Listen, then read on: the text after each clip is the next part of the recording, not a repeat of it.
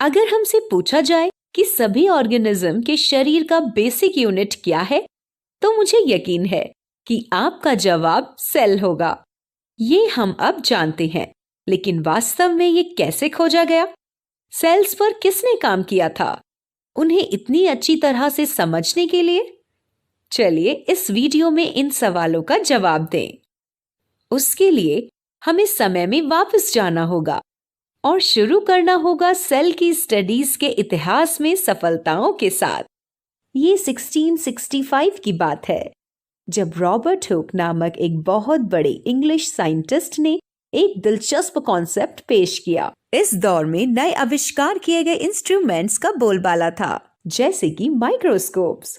Robert Hooke ने एक खुद के डिजाइन किए गए माइक्रोस्कोप के साथ ट्री कॉर्क के एक पतले टुकड़े को देखा। उन्होंने देखा कि छोटे स्ट्रक्चर्स एक साथ क्लस्टर यानी कि झुंड में थे। उन्हें ये स्ट्रक्चर्स खाली दिखाई दिए और उनके साफ तौर पर बॉर्डर्स थे। क्या वे किसी स्ट्रक्चर से मिलते जुलते हैं? खैर, पहली नजर में वे मधुमक्खी के छत्ते से मिलते जुलते हैं, लेकिन रॉबर्ट हुक के लिए ये स्ट्रक्चर्स मॉनेस्टेरी के छोटे कमरों की तरह थे जहां मॉन्क्स रहते थे। इसे ध्यान में रखते हुए उन्होंने इस खाली स्ट्रक्चर्स को सेल नाम दिया। सेल क्यों? सेल शब्द का मतलब है खाली कमरा, जहां मॉन्क्स या नन्स रहते थे।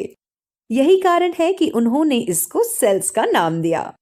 तो वो ही थे जिन्होंने इन्हें सेल का नाम दिया। हालांकि उनकी खोज गजब की थी, लेकिन क्या आपको लगता है कि ये जानकारी जीवन के बारे में पढ़ने के लिए काफी थी? उनके द्वारा देखे गए सेल्स खाली बॉक्सेस जैसे थे। अगर सेल के अंदर कुछ भी नहीं है, तो आगे क्या पढ़ सकते हैं? खैर, बहुत कुछ है। चलिए इसके बाद आगे क्या हुआ देखते हैं। ग्लासेस और लेंसेज से प्रभावित होकर एंटोनी वैन लीeuwenhoek नामक एक डच बिजनेसमैन ने अपना माइक्रोस्कोप बनाया। आमतौर पर ये फादर ऑफ माइक्रोबायोलॉजी के रूप में जाने जाते हैं। उन्होंने एक ऐसा माइक्रोस्कोप डिजाइन किया जो माना जाता है कि आज के कई माइक्रोस्कोप से बेहतर है।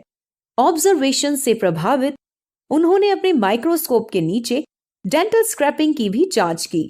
हालांकि यह अजीब सुनाई देता है, लेकिन इसी तरह वो एक माइक्रोस्कोप के नीचे जीवित सेल्स को ऑब्जर्व करने वाले पहले व्यक्ति बन गए।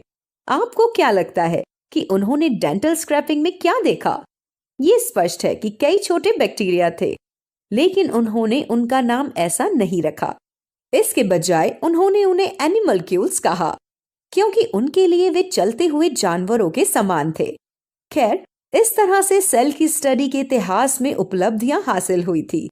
पहले रॉबर्ट हुक ने सेल्स को ऑब्जर्व किया और उन्हें सेल्स का नाम दिया। इसी तरह एंटोन वैन लीeuwenhoek ने पहली बार जीवित सेल्स को ऑब्जर्व किया। खैर, ये तो इतिहास के बारे में था। सेल्स की खोज कैसे की गई और वे माइक्रोस्कोप के नीचे कैसे दिखाई दिए। लेकिन क्या होगा अगर हम आज के माइक्रोस्कोप्स के नीचे सेल्स को देखना चाहें तो?